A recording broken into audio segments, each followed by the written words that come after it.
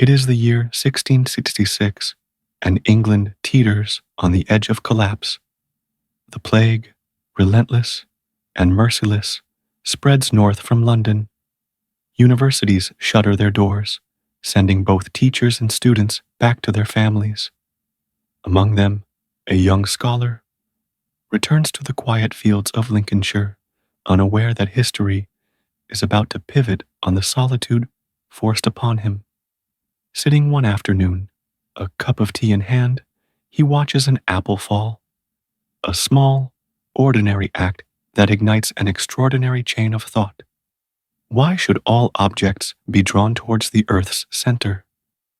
That question, refined over nearly 2 decades, would become a theory that forever altered humanity's grasp of the universe.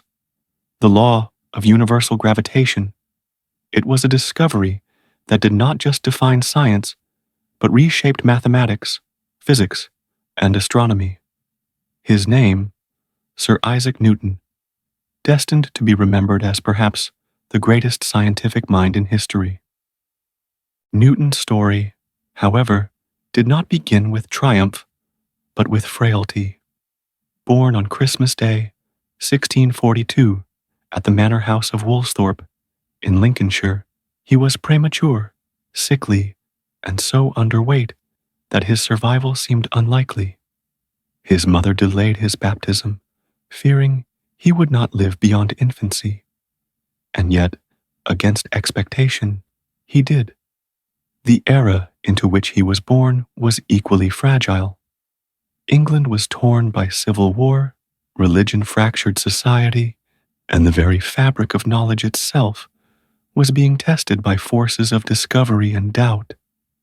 Newton entered a world in flux, where old certainties were being torn apart by revolutions, both political and scientific. His father, Isaac Newton Sr., a prosperous but illiterate farmer, had died 2 months before Newton's birth, leaving behind wealth in livestock and land, 4 dozen cattle, 235 sheep, and a sizable estate. This inheritance would later free young Isaac from the demands of agricultural life and open the door to scholarship. His mother, Hannah Iscoe, remarried to a wealthy clergyman, Reverend Barnabas Smith, and left Newton behind with his grandparents. That abandonment scarred him deeply.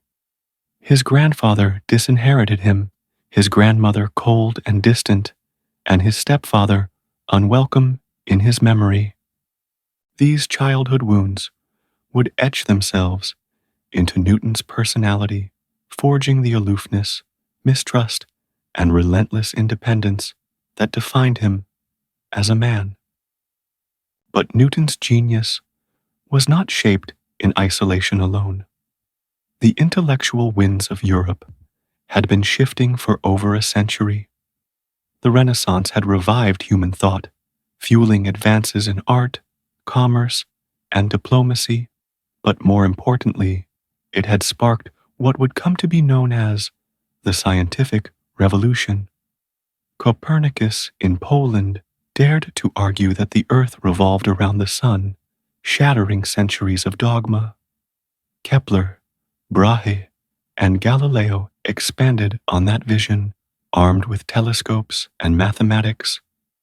And by Newton's time, England itself had begun to awaken as a hub of science, with Francis Bacon promoting inductive reasoning, William Harvey mapping the circulatory system, and Robert Boyle unlocking the secrets of chemistry.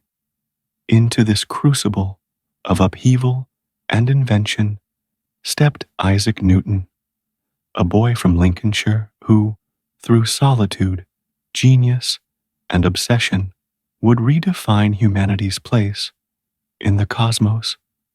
England's late arrival to the new science did not prevent it from becoming a powerhouse. The nation's navigators had sharpened instruments and maps in the age of exploration. Francis Bacon had argued for knowledge built on observation and experiment, William Harvey had traced the pulse of life through the human body, and Robert Boyle, aristocrat and experimenter, was prying open matter itself. In 1660, this ferment cohered into an institution, the Royal Society, a correspondence engine for ideas, a republic of letters where natural philosophers tested claims against experiments rather than authority. It was into this world, still suspicious of novelty, yet hungry for proof, that Newton matured.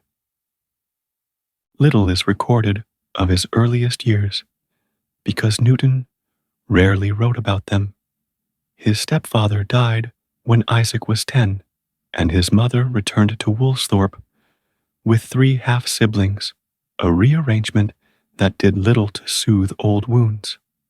By then, a cousin, Reverend Richard Ayscough, had guided his first steps in study. At 12, Newton entered the grammar school at Grantham under Mr. Stokes. The lessons were steeped in Latin, rhetoric, and the moral universe of Cicero and Seneca, but Stokes, unusually for such schools, possessed a working love of mathematics. Newton's capacity flickered into flame. He lodged with a local family, formed a quiet attachment to a stepdaughter of his host, then seemed to turn that emotion inward into notebooks and mechanisms. At 16, recalled to farm work, he balked.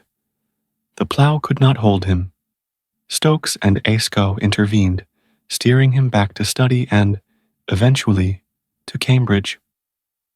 In 1661, Newton arrived at Trinity College as a subsizar, cleaning rooms and serving wealthier students. A scholar on the margins, looking in. The status stung, but sharpened him. Early instruction meant Aristotle and the scholastic canon, but Newton's curiosity could not be fenced. He moved past Aristotle to Boyle's chemistry, Hobbes's political mechanics, and above all, Galileo's new celestial dynamics. He began taking notes with a ferocity that would become legend, filling pages with problems, diagrams, and questions. That restless turn from authority to inquiry is the pivot of the age. Hypotheses tested by experiment, propositions reduced to number, nature compelled to confess by lens and lever. By late 1664, a brilliant defection occurred. Newton abandoned the curriculum, organized his own private syllabus, and started inventing tools of thought he did not yet fully name. In the background of this student drama, the sky burned with a comet and, soon, a darker omen approached from the crowded streets. Plague. By early 1665, dread seeped into England. The bubonic plague had returned with lethal force. It struck London first, then rippled outward, consuming the very universities that fostered learning. Cambridge shut its gates, and students fled to safer countryside estates. For Newton, this forced exile to Woolsthorpe was not merely a retreat from danger, but an accidental liberation. He now stood alone, isolated, cut off from the structures of formal study, and left with only his notebooks, his thoughts, and the stillness of rural Lincolnshire. In that silence, Newton entered what historians call his annus mirabilis, his miracle years, paralleled only centuries later by Einstein's burst of insight in 1905. It was here, during 1665-1666, that Newton laid the foundations of discoveries so profound that the modern world would be built upon them. In mathematics, he advanced the binomial theorem, developing tools that would eventually coalesce into the calculus, a new language of curves, tangents, and infinite series. No European mathematician had reached such complexity. Yet Newton, true to character, wrote his results, titled them with chilling understatement, To resolve problems by motion, these following propositions are sufficient, and then locked the papers away. He would not publish them, nor share them broadly, for decades. Having scaled that summit, he turned to mechanics. Here, Galileo's studies of falling bodies and René Descartes' geometric reasoning served as his launch pad. But Newton's imagination went further. He saw collisions as more than impacts. He perceived hidden forces. He began sketching laws, where every object exerted pull upon another, proportional to its mass and distance. From this emerged not abstractions, but principles, forces, centers of gravity, and what would later crystallize as Newton's three laws of motion. One was deceptively simple: for every action, an equal and opposite reaction. Today, it anchors our understanding of everything, from a child's leap to the propulsion of rockets into orbit. And then came the apple. Whether apocryphal or not, the story endures because it captures the essence of Newton's genius, the extraordinary lurking in the ordinary. As he reasoned about that falling fruit, he connected the earthbound to the celestial. The same force, pulling an apple downward, also governed the sweep of the moon around the earth and the planets around the sun. The local was universal, the universal measurable. In the countryside, shadows of plague, the universe was reordered by a single mind. While mathematics and mechanics consumed much of Newton's miracle years, he also turned to light itself, the very medium of sight, mystery, and myth. For centuries, thinkers believed light was uniform, a single essence radiating from the sun and stars. Aristotle had written, as though it were pure and indivisible, while medieval scholars clung to the notion of divine rays. Newton doubted. In a darkened room at Woolsthorpe, he let a single shaft of daylight pass through a hole in a shutter. With a prism, he bent that beam onto the far wall. What appeared was not white, but a spectrum, a rainbow unfurled indoors, 5 times longer than it was wide. Newton realized that light was not homogeneous, but composed of distinct parts: red, blue, yellow, each color a constituent of the whole. It was revolutionary. To test further, he painted a thread, one end red, the other blue, then observed it again through the prism. The separation confirmed his suspicion. Light was heterogeneous. He proposed what became known as the corpuscular theory, that light was made of tiny particles, or corpuscles, behaving in ways that revealed their nature when refracted. This was a bold departure from prevailing thought and centuries ahead of its time. 2.5 centuries later, Einstein would build upon this with the photon, showing Newton had touched the edge of a deeper truth. The scope of his achievements in that plague-year solitude is staggering. Calculus, the laws of motion, universal gravitation, and the foundations of optics. And yet, no one knew. His notebooks filled with diagrams, equations, and reflections were locked away, unpublished, unseen. England burned with another catastrophe, the Great Fire of London in 1666, displacing nearly 100,000 people. But Newton's fire burned quietly in his study, reshaping the intellectual order of the world in silence. When the plague receded, Newton returned to Cambridge in 1667. His peers began to notice fragments of his work. By 1669, he was appointed Lucasian Professor of Mathematics, a post destined to become one of the most prestigious academic chairs in history. But even then, his genius was veiled by his own nature. Private, cautious, often reluctant to share his discoveries. What he had uncovered at Woolsthorpe was still a secret revolution, one not yet ready for the world, though the world was increasingly in need of it. Back at Cambridge, Newton seemed an unlikely revolutionary. He was shy, reclusive, and prone to silence in gatherings, but within his notebooks, a tempest brewed. As Lucasian professor of mathematics, he was required to give one lecture a week during term. Attendance was meager, often a handful of students at best, yet in those dim lecture halls, Newton demonstrated instruments of his own design: telescopes, prisms, mechanical devices, that hinted at discoveries far beyond the comprehension of most who listened. To the few who understood, it was clear. Here was a mind unlike any other. Word spread cautiously. In 1671, the Royal Society invited Newton to present his work. He demonstrated a reflecting telescope of his own invention, more powerful than refracting models plagued by color distortion. The Society was astonished. Within a year, Newton was elected a fellow, his name beginning to circulate beyond Cambridge. Yet fame brought friction.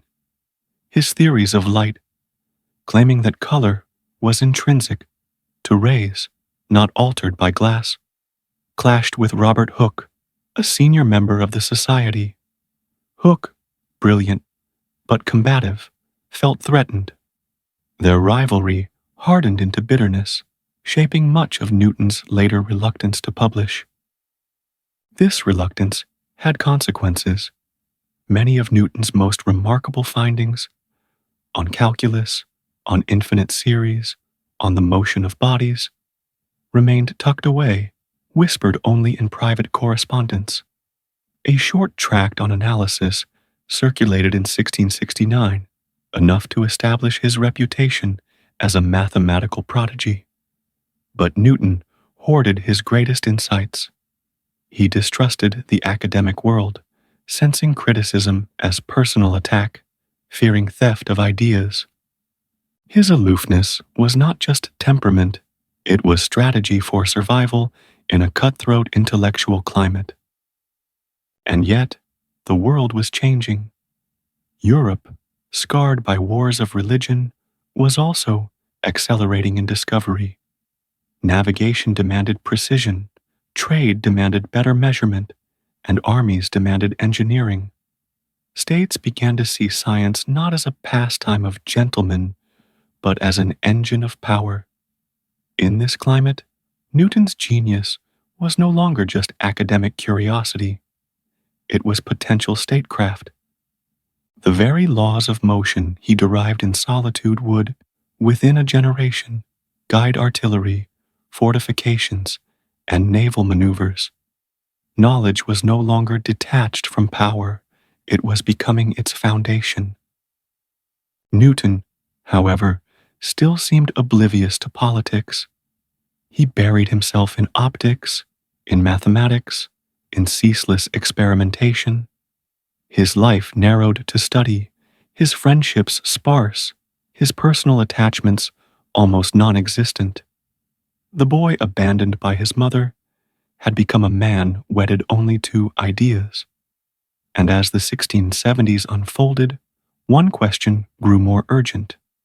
Would he keep his discoveries hidden forever, or would the world finally see the magnitude of what he had uncovered? As the 1670s advanced, Newton's world became both larger and more combative. His admission to the Royal Society gave him stature, but it also exposed him to rivalries that would haunt his career. Chief among them was Robert Hooke, already celebrated for his work on elasticity and microscopy. Hooke challenged Newton's theory of light, arguing instead for a wave-like nature. The clash grew bitter, and Newton, notoriously sensitive, recoiled. For years, he withheld manuscripts, fearing his ideas would be distorted or stolen, This secrecy, combined with his austere personality, only deepened his isolation. Yet, ironically, the very act of holding back ensured that his breakthroughs matured, tested and retested in private before the world ever saw them. By the early 1680s, Newton's attention shifted decisively back to motion and the cosmos. Astronomers had long marveled at the paths of the planets. Elliptical orbits, described by Kepler, measured painstakingly by Tycho Brahe, and given new context by Galileo, but no one had yet explained why. In 1684, the astronomer Edmund Halley traveled to Cambridge with a burning question. By what force do planets move in their orbits? Newton's response was staggering. He revealed he had already calculated it. Gravity, a universal force, diminishing with the square of the distance. Halley urged him to publish. What followed was the culmination of 2 decades of hidden labor. In 1687, after much coaxing and financing by Halley himself, Newton released Philosophia Naturalis Principia Mathematica, known simply as the Principia, 3 books that transformed science. The first laid out his laws of motion, crystallizing principles that today seem self-evident: inertia, acceleration under force, and action and reaction. The second dismantled rival theories of motion, while the third stretched his laws into the heavens, showing how gravity governed the tides, the paths of comets, even the bulge of the Earth at its equator. For the first time, the cosmos was described not by myth or philosophy, but by mathematics, predictable, measurable, universal. The Principia was more than a scientific text. It was a geopolitical weapon. At a time when empires rose and fell by navigation and artillery, Newton's laws gave England an intellectual arsenal. The ability to predict tides meant safer voyages. The mastery of motion meant improved weaponry. Knowledge and power converged. Across Europe, monarchs and ministers recognized what had been unleashed: science as strategy, mathematics as empire. And at the center stood Newton, a man of solitude, now unwillingly thrust into the currents of history. The publication of the Principia made Newton famous across Europe, yet it also dragged him deeper into disputes that reflected both his brilliance and his volatility. Almost immediately, a bitter priority battle erupted with the German polymath Gottfried Wilhelm Leibniz. Both men had developed calculus independently, but whose claim came first? Newton had formulated the method in the 1660s, years before Leibniz published his own version in the 1680s. Yet Leibniz's notation was more elegant and practical, and it spread quickly on the continent. The quarrel escalated into an international academic Cold War, with English mathematicians rallying behind Newton and continental scholars aligning with Leibniz. For Newton, this was not just a scholarly disagreement, but a personal war. He used his presidency of the Royal Society to orchestrate reports against Leibniz, blurring the line between impartial science and national pride. But Newton's life was not only about equations and rivalries. England itself was in political upheaval. The Glorious Revolution of 1688 swept away the Catholic king, James II, and installed William and Mary as Protestant monarchs. Newton, usually aloof from politics, suddenly found himself drawn into the fray. When Cambridge resisted James's attempts to impose Catholic influence on the university, summoned to London to defend the institution's independence, Newton briefly became a political actor. In 1689, he even served as a member of Parliament for Cambridge. Though famously silent, his only recorded contribution was a request to close a drafty window. His very presence symbolized how far science had penetrated English public life. In the following years, Newton's focus shifted towards service in government. By the mid-1690s, England's economy was destabilized by widespread coin clipping, silver shavings stolen from the edges of coins. The crisis threatened commerce and war finance alike.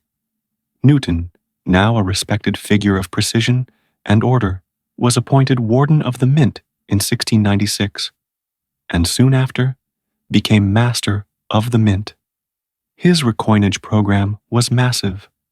Millions of pounds of currency melted down and reminted with new designs that made fraud more difficult. It was not only a technical triumph, but an administrative one, revealing Newton's rarely acknowledged talent for statecraft. In the process, he pursued counterfeiters with zeal, even overseeing prosecutions in court. The man who had explained the heavens was now securing the economy of the realm. This fusion of science and governance was emblematic of the age. Newton embodied a new archetype, the scholar-statesman whose intellect could serve not only philosophy, but the machinery of empire. Yet the same traits that fueled his genius, his suspicion, his intensity, his need for control, also bred vendettas. When Robert Hooke died in 1703, Newton quickly ascended to the presidency of the Royal Society, finally free of his old rival. He would hold the post until his death, shaping English science for decades. But his leadership was as authoritarian as it was visionary. He balanced the Society's books, secured new premises, and elevated its standing, but he also censored rivals, suppressed dissent, and claimed the stage for himself. By the dawn of the 18th century, Isaac Newton was no longer just a reclusive mathematician. He was a national figure, knighted by Queen Anne, Master of the Mint, President of the Royal Society. The boy who once watched an apple fall in solitude now stood at the heart of England's intellectual and political power. Yet even in triumph, shadows lingered. The secrecy, the rivalries, and the restless obsession that had defined his life still drove him, ensuring that even as he aged, he remained a man both revered and feared. By the early 1700s, Newton's reputation had hardened into legend, but he remained restless. In 1704, he published Optics, his great synthesis on the nature of light and color. Unlike the dense Latin of the Principia, Optics appeared in English, widening its reach and signaling a break from the medieval tradition that bound science to classical tongues. The book detailed his experiments with prisms, refraction, and reflection, expanding on the work he had begun during his plague years at Woolsthorpe. It established light as a composite of colors and gave the world a new experimental method, systematic, repeatable, grounded in demonstration rather than authority. For many in Europe, optics was more approachable than the Principia and cemented Newton's status as a master of both theory and practice. Yet his public triumphs masked a darker side. Newton had always been fascinated by alchemy and esoteric thought, pursuits that blurred the line between science and mysticism. He poured thousands of pages into experiments on the vegetation of metals, searching for the philosopher's stone, and filled his notebooks with cryptic symbols that remain largely indecipherable. He studied ancient kingdoms, biblical prophecies, and apocalyptic timelines, calculating, chillingly, that the world might end between 2034 and 2060. To modern eyes, these pursuits seem eccentric, even unscientific, but in the 17th century, the boundary between chemistry, theology, and philosophy was porous. What matters is not that Newton sought hidden truths in scripture or myth, but that the same restless curiosity that revealed universal gravitation also drove him to probe the mysteries of existence wherever he thought they might lie. His temperament, however, often made him dangerous. As president of the Royal Society, he feuded with John Flamsteed, the Astronomer Royal, attempting to suppress and even steal his data on star charts to bolster his own work. He wielded the Society's power like a weapon, ensuring his rivals were silenced and his allies promoted. Historians have described Newton at this stage as less a scholar than an empire builder, commanding networks, managing finances, leveraging his position at the Mint and the Society to secure dominance over England's scientific life. His control was nearly absolute, and it left scars that lasted for decades. But Newton's later years were not solely consumed by conflict. He collaborated with Edmund Halley, whose calculations on the return of comets used Newton's laws to predict celestial cycles that still bear his name. He advised the government on navigation and longitude, crucial for Britain's expanding navy and empire. He continued to refine editions of his earlier works, publishing revised versions of the Principia in 1713 and Optics in 1717. By the 1720s, age was upon him, yet he remained the intellectual patriarch of England, a man both feared and revered, who had bent the mechanics of the heavens into equations and secured his nation's currency with the same precision. As Newton entered his final decade, his stature was unmatched. He was no longer merely the Lucasian professor or the brilliant recluse of Cambridge. He had become Sir Isaac Newton, knighted by Queen Anne, the Master of the Mint, President of the Royal Society, and the intellectual patriarch of England. Visitors to London sought him as they would a statesman. European monarchs courted his opinion, and young scholars traveled across borders to glimpse the man who had tamed the cosmos with mathematics. His face appeared in engravings, his name invoked with awe. For contemporaries, he was less a scientist than a living monument to human reason. Yet behind the image, Newton remained as complex as ever. His health began to falter in the 1720s. Gout, kidney stones, and digestive ailments plagued him, but he refused to retreat entirely. He continued presiding over meetings at the Royal Society, publishing revised editions of his works and advising on government projects, particularly on the still unsolved challenge of measuring longitude at sea. His correspondence grew more theological, filled with reflections on prophecy, the Temple of Solomon, and the hidden chronologies of ancient kingdoms.